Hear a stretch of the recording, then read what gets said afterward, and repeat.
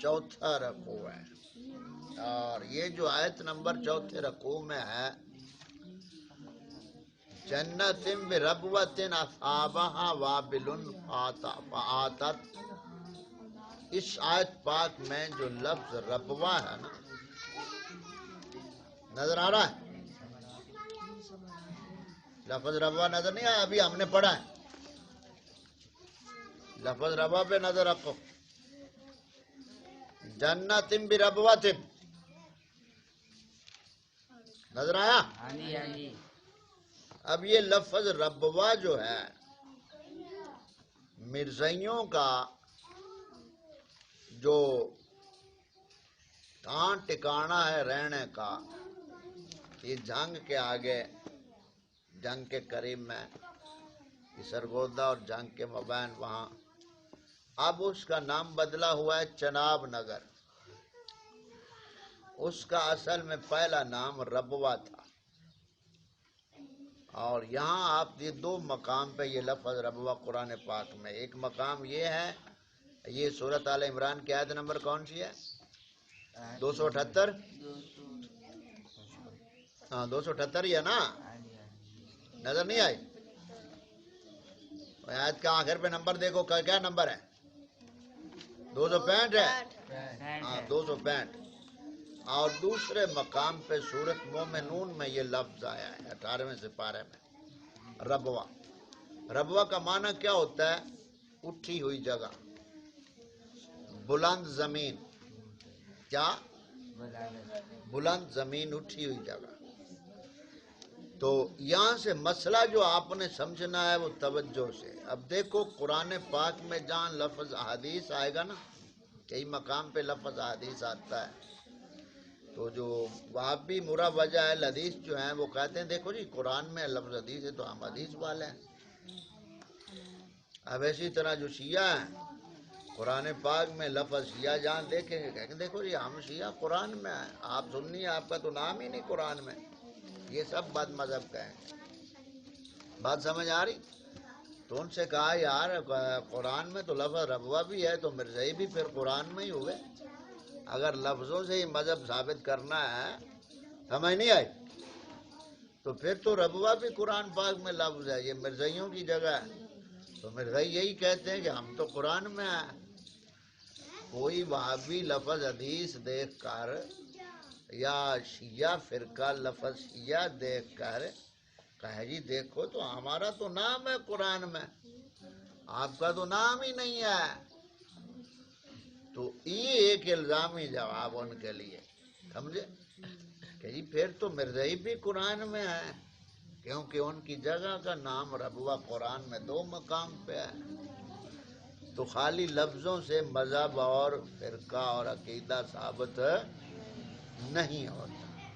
اور جو شیعہ ہیں وہ کہیں گے ہم تو قرآن میں وہ آیت پاک پڑھ دیں گے، سورہ صافات کی آیت نمبر 83 سپارے میں، وہ یہ پڑھ دیں گے، کہیں گے دیکھو وَإِنَّ مِن شِيَّعَتِهِ لَإِبْرَاهِيمَ، ابراہیم علیہ السلام شیعہ تھے، تو ہم تو ابراہیم علیہ السلام شیعہ ہیں تو ہم بھی شیعہ ہیں ابراہیم علیہ السلام کو، پھر وہ آیات ملا دیں گے قرآن پاک کہ اللہ تعالیٰ نے قرآن پاک میں نبی کریم صلی اللہ علیہ وسلم کو فرمایا کہ تم بھی ابراہیم کی ملت کی پیروی کرو، تو ابراہیم کون ہوئے؟ شیعہ ہوئے، وہ کہیں گے۔ تو شیعہ کا معنی اصل کیا ہے؟ پیروکار، کیا؟ پیروکار، گروہ، جماعت، سمجھ آ رہی؟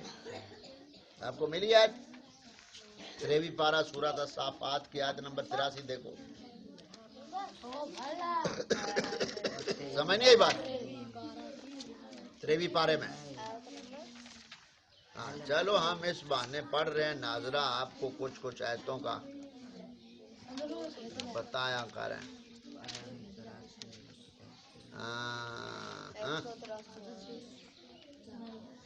جاسیہ،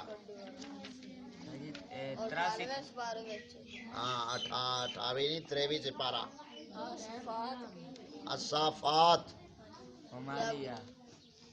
ملی ہے؟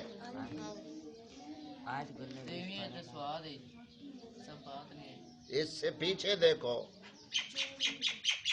الصافات، اس کی آیت 83 دیکھو.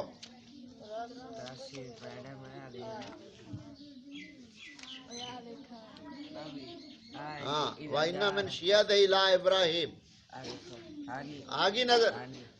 سب سے دھوکہ بڑا شیعہ اس آیت پاک پڑھ کر دیں گے. یہ آیت پاک کہیں گے جی دیکھو قرآن پاک میں ابراہیم علیہ السلام کو شیعہ کہا گیا، تو ہم شیعہ ہیں. نبی پاک صلی اللہ علیہ وسلم کو اللہ تعالیٰ نے فرمایا آپ ملت ابراہیم کی پیروی کریں. تو ابراہیم شیعہ تو ہم بھی شیعہ. ہم تو قرآن میں، آپ کو سنیوں کا تو نام ہی نہیں. سمجھ آئی بات؟ بس ایک بات اور یہاں سمجھ لیں پھر ہم بات ختم کرتے. اب آپ چلیں سورۃ قصص میں 20ویں پارے میں، اس کی دوسری آیت دیکھیں، تیسری 20واں پارہ سورۃ قصص. والذین یسعون فی آیاتنا معاجزین اولئک فی العذاب محضرون. یہ آیت پاک سورۃ سبا میں ہے. ان فرعون علا فی الارض وجعل اہلہا شیعا. سمجھ آ گیا؟ ان فرعون علا فی الارض وجعل اہلہا شیعا. یعنی فرعون نے مصر کی سرزمین پر غلبہ پایا اور ان کو شیعہ بنا دیا. اب لفظ شیعہ پہ وہ اڑے ہیں نا، تو شیعہ کا معنی اصل کیا ہوتا ہے؟ گروہ. یعنی فرعون نے جب مصر پہ غلبہ پایا تو وہاں کے لوگوں کو گروہ گروہ بنا دیا. سمجھ آ گئی؟ ہاں تو ہم شیعوں کے حوالے سے معنی کر رہے ہیں کہ وہ جہاں لفظ دیکھے شیعہ تو کہتے ہیں ہم شیعہ ہیں، تو یہ نکال کر آگے رکھ دیا کہ تم کو بنانے والا تو فرعون ہے. سمجھ نہیں آئی بات؟ شیعوں کا اصل بانی کون ہوا قرآن پاک کی روح سے؟ فرعون. ہاں برداشت کرو. سمجھ آئی؟ تو یہ بنانے والا قرآن پاک میں شیعوں کو کون ہے؟ فرعون. اور ان کا انجام جہنم میں کیا ہونا ہے شیعوں کا، وہ اب سورۃ مریم کی آیت نمبر 96-95 نکالیں. 16ویں سپارے سورۃ مریم 16واں سپارہ. اس بہانے نام مرادو چلو آپ یہ کچھ سمجھ لیا کریں. آ گئی 16واں سپارہ نکالا؟ دیکھیں وہاں ثم لننزعن من کل شیعۃ 98 کے قریب دیکھو.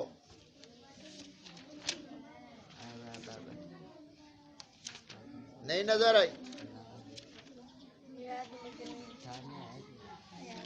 سورۃ مریم میں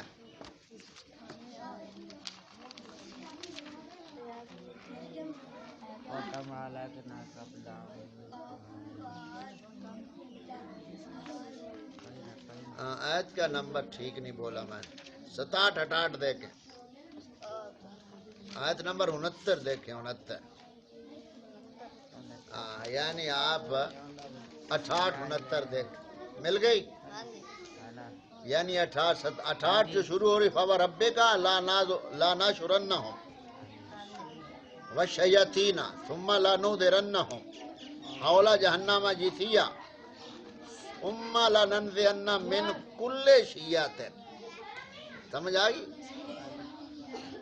تو لفظ جہاں شیعہ آئے وہاں ہم نے شیعہ ہی بولنا ہے.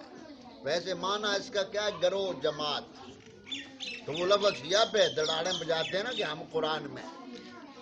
اللہ تعالیٰ فرماتا ہے ہم قیامت والے دن جو سب لوگوں کو اکٹھا کریں گے اور شیطانوں کو اکٹھا کریں گے قیامت والے دن، اور ان شیطانوں اور لوگوں میں جو پہلے نمبر پر جہنم میں پھینکے جانے والے ہوں گے وہ شیعہ ہیں.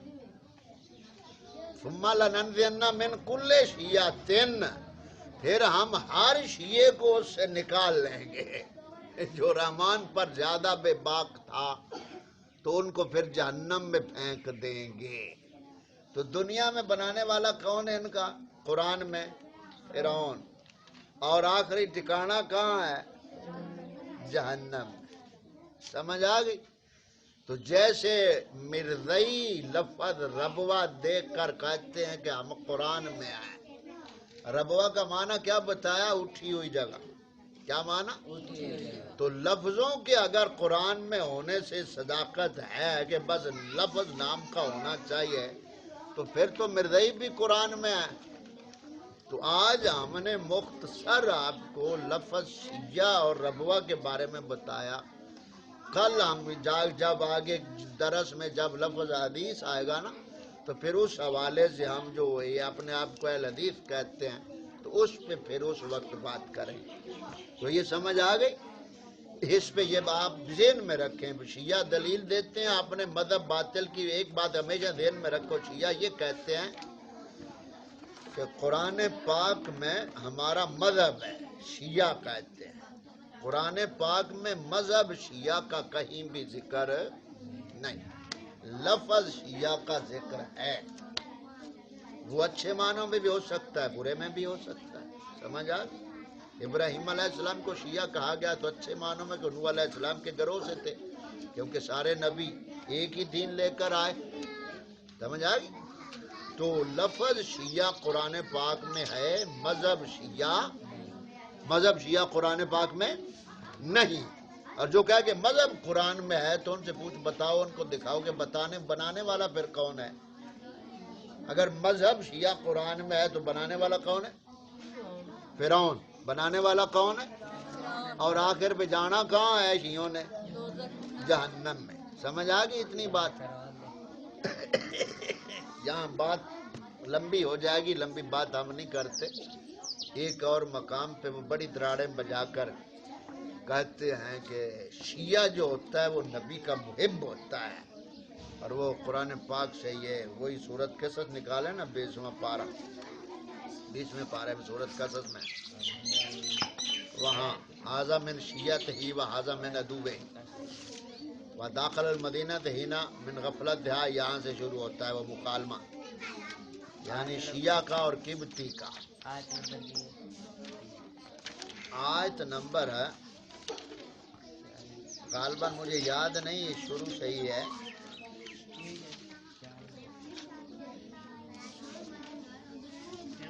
ھذا من شیعتہ و ھذا من عدوہ.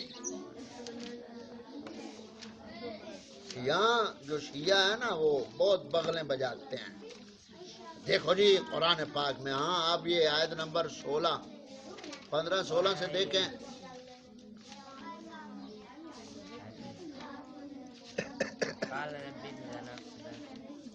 ہاں آیت نمبر 14 دیکھ لیں, 14 سے, یعنی آگے 15 جو شروع ہو رہی ہے نا, وَدَاخَلَ الْمَدِینَةَ نظر آ گیا, عَلَىٰ حِینِ غَفْلَةٍ مِّنْ أَهْلِهَا فَوَجَدَ فِيهَا رَجُلَيْنِ يَقْتَتِلَانِ.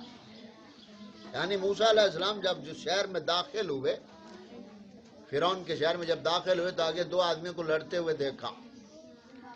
ھذا من شیعتہ و ھذا من عدوہ. نظر آ رہے ہیں لفظ؟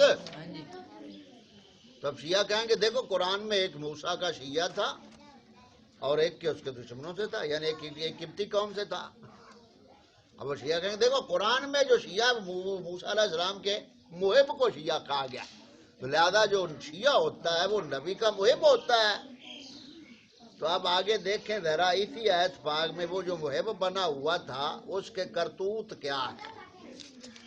ھذا من شیعتہ و ھذا من عدوہ فاستغاثہ الذی من شیعتہ علی الذی من عدوہ. تو وہ جو دوسرا اس کے دشمنوں سے تھا, اس کے گروہ سے, اس نے موسیٰ علیہ السلام سے مدد مانگی. یعنی جو موسیٰ علیہ السلام کا شیعہ تھا نا, اس سے قبطی جو تھا قوم فرعون سے وہ لڑ رہا تھا, تو وہ قبطی اس کے اوپر غالب آ رہا تھا. تو اس شیعہ نے جو موسیٰ علیہ السلام کا شیعہ تھا, یعنی موسیٰ علیہ السلام کی شیعہ بمانا قوم ہے یہاں, یعنی موسیٰ علیہ السلام کی جو قوم سے تھا, جو موسیٰ علیہ السلام کا شیعہ بنا ہوا تھا, اس نے موسیٰ علیہ السلام سے مدد مانگی. یا موسیٰ مدد, یہ قبطی مجھے مار رہا ہے.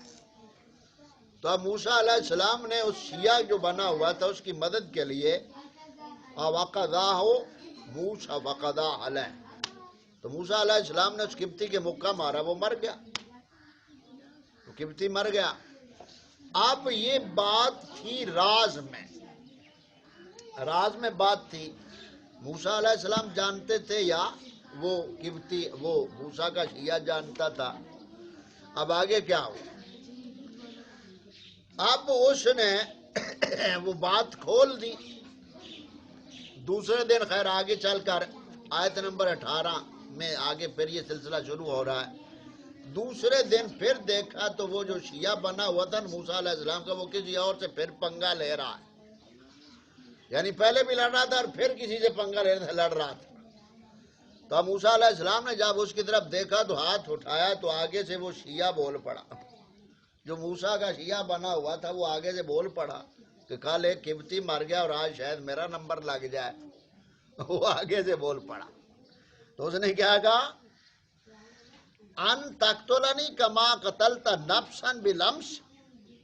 اب وہ شیعہ کہنے لگا اے موسیٰ کل تو نے ایک بندہ قتل کر دیا اور آج مجھے بھی مارنا چاہتا ہے. تو نبی کے اس راز کو ظاہر کس نے کیا؟ شیعہ نے. تو قرآن پاک نے ہمیں یہ بتایا کہ نبی کے رازوں کو فاش کرنے والا ظاہر کرنے والا وہ بدبخت کون تھا؟ شیعہ. بولا کرو وہ کون تھا؟ شیعہ. اور آگے کیا ہے؟